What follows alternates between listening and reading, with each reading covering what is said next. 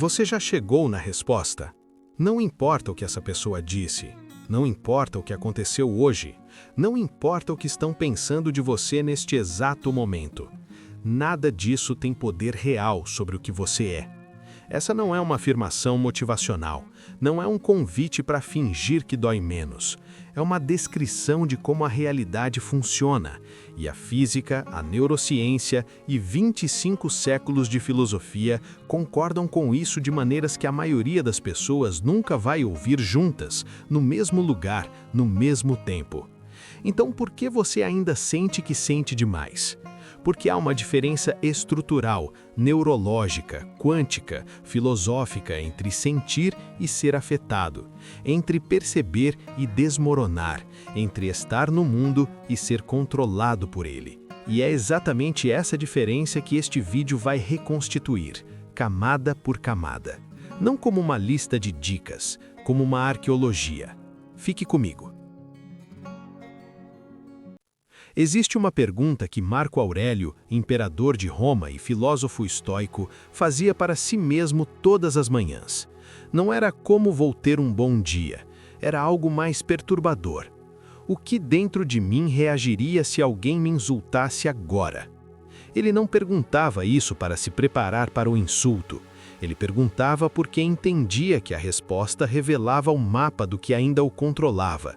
Esse vídeo é essa pergunta, estendida, aprofundada, ancorada em territórios a que Aurélio ainda não tinha acesso. Neurociência, física quântica, epigenética, mas que confirmam com precisão científica aquilo que ele intuía com precisão filosófica. A lente deste vídeo é a seguinte: imperturbabilidade não é ausência de sentimento, é soberania sobre o que acontece com o sentimento depois que ele surge.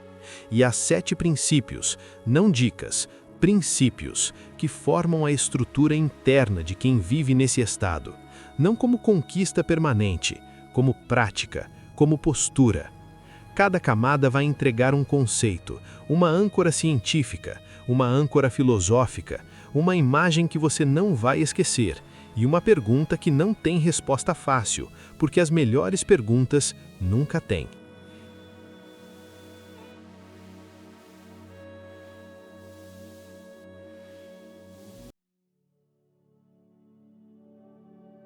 Você não é perturbado pelo mundo, você é perturbado pelo modelo que construiu sobre o mundo. Em 1951, o físico David Bohm propôs algo que a física mainstream levou décadas para levar a sério. Ele argumentou que a realidade possui 2 ordens: a ordem explícita, aquilo que percebemos como sólido, separado, individual, e a ordem implícita, um campo subjacente de informação no qual tudo está enredado. O que isso tem a ver com o comentário que te desestruturou ontem? Mais do que parece.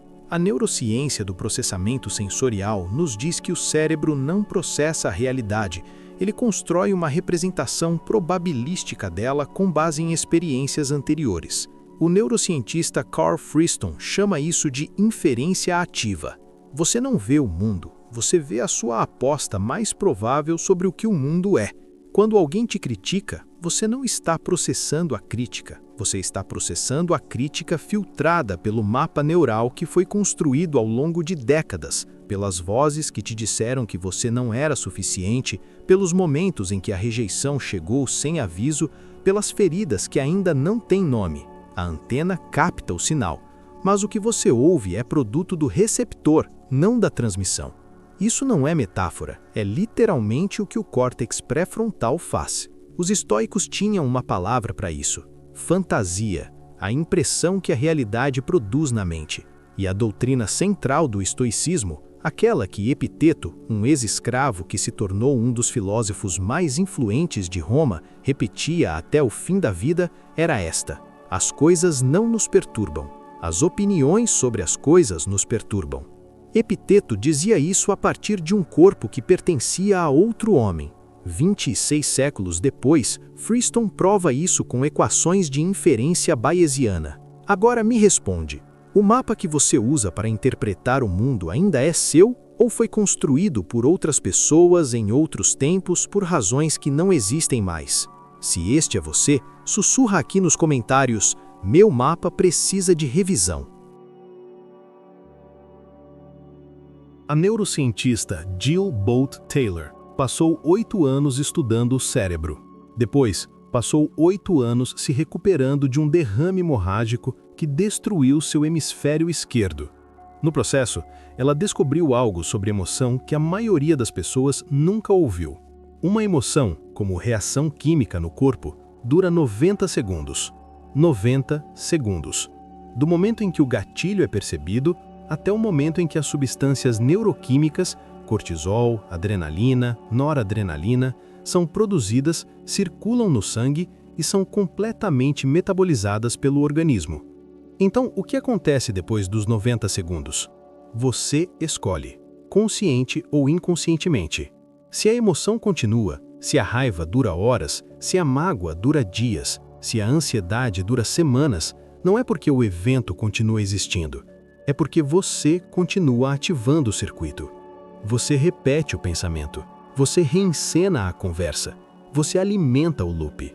Em termos de neuroplasticidade, cada vez que você repete um padrão de pensamento, você fortalece a via neural que sustenta aquele padrão. Hebb enunciou isso em 1949. Neurônios que disparam juntos se conectam juntos. Você não está sentindo o evento, você está treinando o cérebro para sentir aquele tipo de evento com mais intensidade na próxima vez. O filósofo budista Nagarjuna, no século II, descrevia isso com a imagem de uma chama. A chama não existe.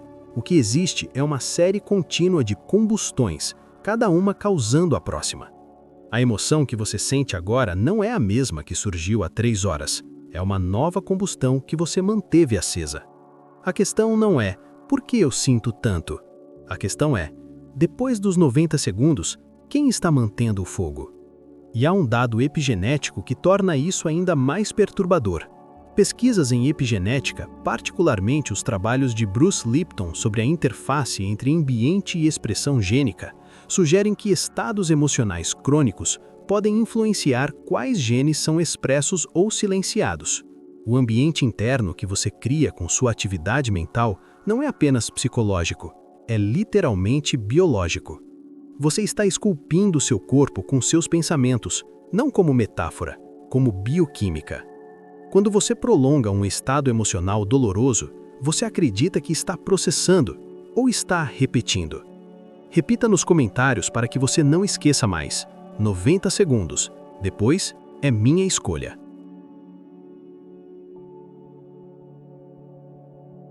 Em 1927, o experimento da dupla fenda confirmou algo que a física ainda não conseguiu explicar por completo. Uma partícula subatômica, quando não observada, comporta-se como onda. Existe em múltiplos estados simultaneamente, em superposição. No momento em que é observada, colapsa em um único estado definido. O observador não é passivo. O observador participa da criação da realidade que observa. Agora saia do laboratório e entre na sua cabeça. Você tem pensamentos. Isso é um fato banal. O que é menos banal e mais transformador é quem está observando esses pensamentos. A tradição Advaita Vedanta, sistematizada pelo filósofo Adi Shankaracharya no século VIII, faz uma distinção que a neurociência contemporânea está apenas começando a formalizar. Existe o Jiva, o eu individual imerso nos conteúdos da experiência, e existe o Atman, a consciência testemunha que observa esses conteúdos sem ser modificada por eles. Você não é seus pensamentos, você é o campo que os contém. Quando um pensamento surge, sou inadequado, essa crítica prova o que eu suspeitava. Há 2 movimentos possíveis. O primeiro é a fusão. Você se torna o pensamento. Ele passa a ser uma verdade sobre o que você é. O segundo é a observação. Você percebe o pensamento como um evento mental, da mesma forma que percebe uma nuvem no céu. A nuvem não é o céu. O pensamento não é você. A terapia de aceitação e compromisso, ACT, tem um nome técnico para o primeiro movimento, fusão cognitiva. e décadas de pesquisa clínica mostram que a fusão cognitiva é um dos maiores preditores de sofrimento psicológico crônico. Não porque você pensa coisas ruins, mas porque você acredita ser o que pensa. O físico Werner Heisenberg disse que no nível mais fundamental da realidade não encontramos objetos, encontramos possibilidades, padrões de potencial, probabilidades em espera de um observador. Você é esse observador. A questão é se você sabe disso. Se está fazendo sentido para você até aqui, cele essa clareza nos comentários agora. Repita comigo. Eu não sou o que penso. Eu sou quem pensa. A segunda lei da termodinâmica descreve a tendência universal dos sistemas fechados. Eles caminham em direção à desordem. A entropia aumenta. A energia se dissipa. Sistemas organizados se tornam caóticos sem injeção de energia. Agora aplique isso ao comportamento humano. Uma pessoa em estado de alta entropia interna, medo não processado, vergonha não reconhecida, desejo frustrado sem resolução, vai exportar essa desordem para o ambiente, não com decisão consciente, como física. Quando alguém te ataca verbalmente, te ignora, te manipula, te diminui, na esmagadora maioria dos casos você não é o destino, você é o canal de descarga. O psicólogo Carl Gustav Jung chamava isso de projeção. O conteúdo inconsciente que não pode ser integrado é projetado no outro, que passa a representar para o projetor aquilo que ele mais teme ou mais rejeita em si mesmo. A crítica que você recebe é frequentemente um autorretrato disfarçado de diagnóstico do outro. Quando Pedro fala de Paulo, Pedro fala mais sobre Pedro do que sobre Paulo.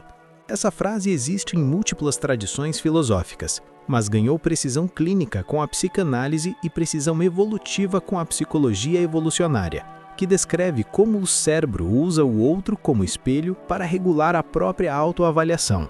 Então, o que você faz com isso? Não é indiferença, não é superioridade, é contextualização. Quando você entende que o comportamento hostil de alguém é, em grande parte, o produto da entropia interna dessa pessoa, do calor que não tem para onde ir, você para de absorver aquele calor como se fosse informação sobre o que você vale. Mas há um aviso aqui, e ele é importante. Esse princípio não é um escudo para evitar feedback real. Algumas críticas têm substância.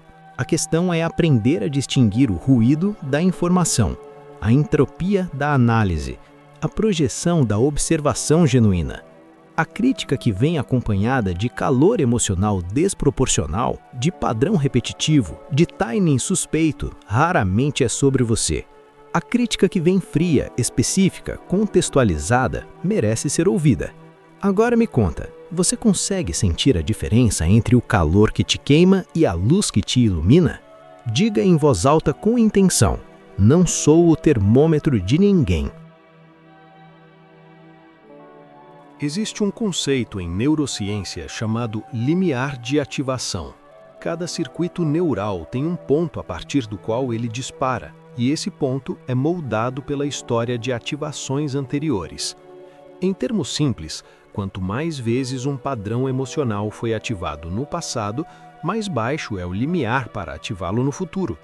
O que isso significa é que a sensibilidade que você carrega não é fraqueza de caráter, é arquitetura neural construída por repetição. A pessoa que desmorona com crítica mínima não é menos forte. É alguém cujo circuito de ameaça social foi ativado com alta frequência em contextos precoces e, por isso, dispara com extraordinária eficiência. A epigenética adiciona outra camada.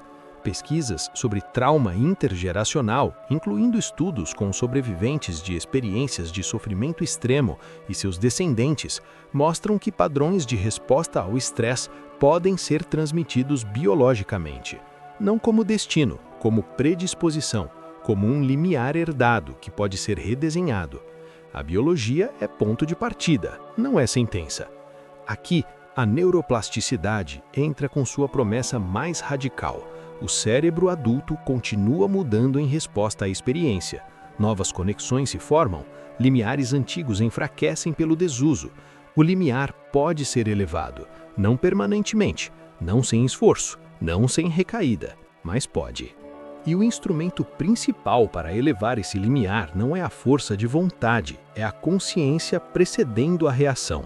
Viktor Frankl, psiquiatra, sobrevivente de campos de concentração, fundador da logoterapia, descreveu isso de uma forma que nunca perdeu precisão. Ele observou que mesmo nas condições mais extremas de desumanização, havia sempre um espaço entre o estímulo e a resposta, e nesse espaço residia a última liberdade humana, a escolha de como reagir. Frankl não descobriu isso em um laboratório, descobriu em Auschwitz. O que ele chamou de espaço, a neurociência chama de janela de regulação, o momento anterior ao sequestro amigdalar em que o córtex pré-frontal ainda tem acesso ao processamento. Treinar para ampliar esse espaço não é abstração filosófica, é literalmente treino neural. O que construiu o limiar que você carrega e o que você está fazendo agora para redesenhá-lo? Comente. Meu limiar é arquitetura, e a arquitetura pode ser reconstruída. Continue desconstruindo as crenças limitantes do seu cérebro através dessas afirmações até que elas se tornem sua mais pura realidade. A necessidade de validação externa contém um centro que a maioria das pessoas nunca formula com clareza. Quanto mais você precisa que o outro diga que você é suficiente, menos o outro consegue te dar o que você precisa. Porque o que você está buscando é algo que só pode vir de dentro, e nenhuma quantidade de aprovação externa vai preencher um vazio interno. A pessoa que busca validação opera em modo de déficit permanente.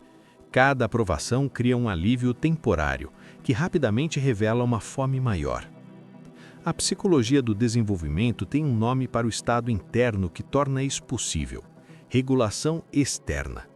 É o estado em que o sistema nervoso aprendeu a usar a aprovação, a presença ou a reação do outro como mecanismo de autorregulação.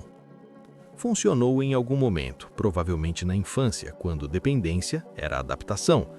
O problema é que esse sistema não foi atualizado. O filósofo Blaise Pascal escreveu no século XVII algo que antecipou o que a psicologia levaria séculos para formalizar. Toda a desgraça dos homens provém de uma única coisa: não saber ficar quieto num quarto. Ele não estava falando de quietude física, estava falando sobre a incapacidade de existir sem validação externa, sem estímulo, sem espelho. A necessidade de aprovação é, em sua forma mais profunda, a incapacidade de ser testemunha de si mesmo. E aqui está o paradoxo que poucos formulam.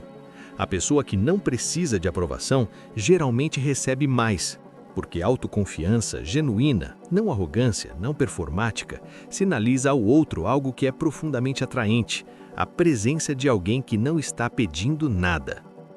A termodinâmica novamente é útil aqui.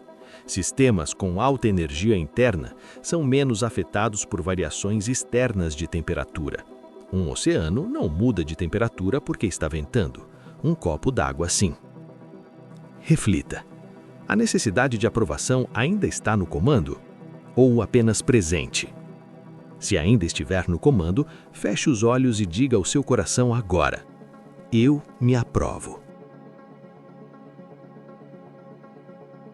A física quântica descreve o princípio da não localidade. Partículas que estiveram em contato continuam correlacionadas independentemente da distância entre elas. Mudar o estado de uma afeta instantaneamente o estado da outra, sem troca de informação no espaço-tempo convencional. O que isso tem a ver com identidade? Quem você é, seus valores centrais, suas convicções mais profundas, sua relação com o que considera verdadeiro é o campo de ancoragem a partir do qual você processa tudo o que acontece. Quando esse campo é estável e claro, perturbações externas são sentidas, mas não reorganizam a estrutura. Quando esse campo é vago, difuso ou constantemente negociado com o olhar do outro, qualquer vento reorganiza tudo. O filósofo Søren Kierkegaard descreveu o si mesmo como uma relação, não uma coisa estática, mas uma relação dinâmica que se constitui ao se relacionar consigo mesma. Em linguagem contemporânea, identidade é prática, não posse. Você não tem uma identidade, você pratica uma. E a neurociência confirma isso através do conceito de modo padrão. A rede neural que está ativa quando você não está focado em tarefas externas, que é responsável pela narrativa interna, pela autobiografia que você conta para si mesmo. Essa narrativa, coerente ou fragmentada, compassiva ou punitiva, é o substrato da sua identidade operacional. Quem você acredita que é, no silêncio, quando ninguém está olhando, é o que vai ao chão ou vai de pé quando o mundo empurra. O autoconhecimento, nesse sentido, não é um exercício de retrospecção sentimental. É um exercício de cartografia.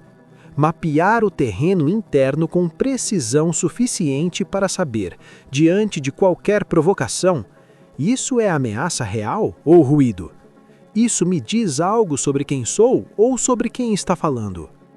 A bússola que te orienta nas tempestades não é feita de certeza, é feita de clareza. E a clareza não vem de não ter dúvidas, vem de saber o que você não negocia.